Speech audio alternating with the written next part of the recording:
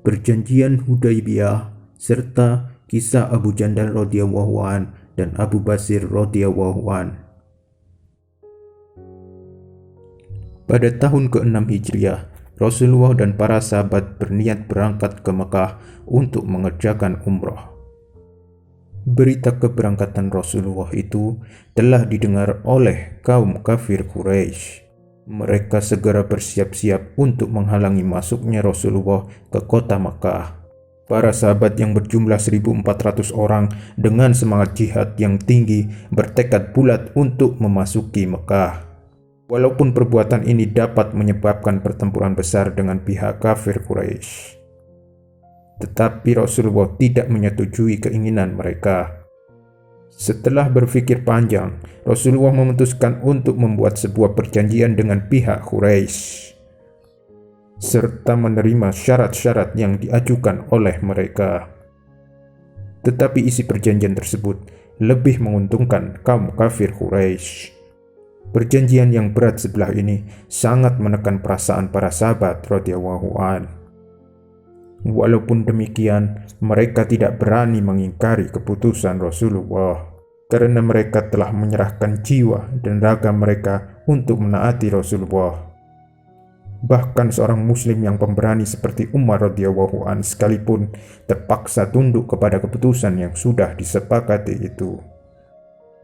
Salah satu isi perjanjian ini adalah orang-orang kafir yang telah masuk Islam dan berhijrah maka harus dikembalikan ke Mekah.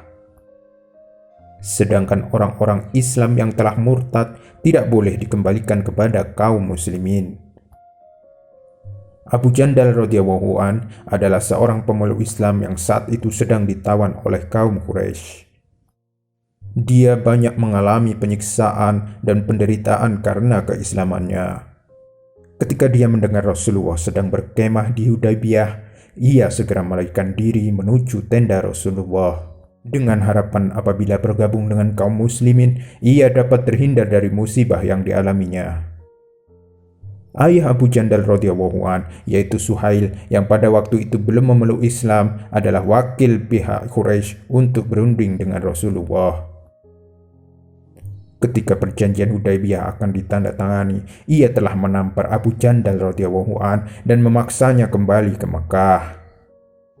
Oleh karena perjanjian Hudaibiyah itu belum ditandatangani, maka Rasulullah menyatakan bahwa larinya Abu Jandal radhiyallahu an ke pihak kaum muslimin belumlah terikat di bawah perjanjian itu. Rasulullah berkata kepada Suhail, "Engkau tidak bisa memaksanya kembali ke Mekah, dan saya berharap agar ia dikembalikan kepadaku." Tetapi ayah Abu Jandal menolak alasan-alasan Rasulullah tersebut. Penderitaan Abu Jandal ini sangat menyakiti perasaan para sahabat. Tetapi apa daya, karena menginginkan perdamaian, Rasulullah terpaksa menyerahkannya kembali kepada pihak Quraisy sambil menghiburnya dengan kata-kata sebagai berikut, "Janganlah engkau sedih, wahai Abu Jandal. Insya Allah, Allah akan membuka jalan bagimu." Setelah perjanjian perdamaian Hudaibiyah ditandatangani dan Rasulullah kembali ke Madinah, seorang muslim lainnya yang juga sedang disiksa di Makkah melarikan diri ke Madinah untuk mendapat perlindungan dari Rasulullah. Dia adalah Abu Basir radhiyallahu an. Permintaan Abu Basir untuk tinggal di Madinah terpaksa ditolak oleh Rasulullah karena menghormati perjanjian Hudaibiyah. Kaum Quraisy mengutus 2 orang untuk membawanya kembali ke Makkah. Ketika 2 orang itu menjemputnya, dia diserahkan kepada mereka, tetapi Rasulullah menasihatinya supaya bersabar dan mengharap pertolongan Allah. Dalam perjalanan ke Mekah, Abu Basir berhasil melepaskan diri. Abu Basir berkata kepada salah seorang kafir yang mengawalnya, "Hai sobat, alangkah bagusnya pedangmu itu." Mendengar pedangnya dipuji sedemikian rupa, orang itu merasa bangga lalu mengeluarkan pedang tersebut sambil berkata, "Engkau benar, pedang ini memang bagus dan saya telah mencobanya untuk membunuh beberapa orang." Sambil berkata demikian, dia menyerahkan pedangnya kepada Abu Basir. Ketika pedang itu berada di tangan Abu Basir, maka Abu Basir segera membunuh pemilik pedang itu. Melihat peristiwa itu, pengawal yang lain merasa bahwa ia pun akan dibunuhnya juga. Maka segera ia lari ke Madinah untuk mengadukan kejadian tersebut kepada Rasulullah. Ia berkata kepada Rasulullah, "Teman saya telah dibunuh dan kini giliran saya." Sementara itu, Abu Basir pun telah tiba di hadapan Rasulullah. Ia berkata kepada Rasulullah, "Wahai Rasulullah, engkau telah menyerahkan saya untuk menunaikan perjanjian engkau dengan pihak kafir Quraisy. Tetapi saya tidak terikat sedikit pun dengan perjanjian tersebut, karena saya khawatir mereka akan merusak iman saya. Maka saya telah melepaskan diri dari mereka." Rasulullah berkata, "Sekalipun saya merasa senang dapat menolongmu, tetapi secara tidak sadar engkau sedang menyalakan api peperangan." Mendengar perkataan Rasulullah, Abu Basir berpikir dia akan diserahkan kembali kepada kaum musyrikin seandainya mereka berhasil membujuk Rasulullah. Oleh karena itu, dia segera pergi meninggalkan Madinah menuju ke sebuah tempat di padang pasir dekat pantai. Tak lama kemudian, Abu Jandal pun menyertainya setelah melepaskan diri dari kaum kafir Quraisy. Demikian pula orang-orang Islam lainnya yang ditawan oleh kaum kafir Quraisy. Mereka pun melarikan diri dan bergabung dengan Abu Basir, sehingga jumlah mereka semakin banyak. Dalam beberapa hari, perjalanan rombongan Abu Basir pun tiba di sebuah hutan yang tidak dijumpai makanan sedikit pun.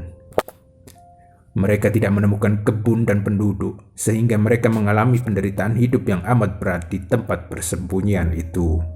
Hanya Allah yang mengetahui keadaan mereka yang sebenarnya.